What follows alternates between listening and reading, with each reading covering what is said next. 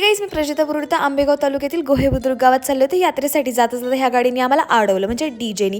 बैलांना घाटात घेऊन जाण्यासाठी डीजे लावलं. इकडच्या लोकांचा नाद नाही करायचं. मग आम्ही अडकलो होतो, तर मग डीजे होता, गाणे होते, घेतलं नाचून. आणि त्यानंतर ना पुढे गेल्याच्या नंतर परत एक टँकर लागला. हा बघा किती रागाने बघतोय. नंतर फायनली पोहोचलो आम्ही गोह्याला. यार मस्तपैकी दर्शन केलं आम्ही.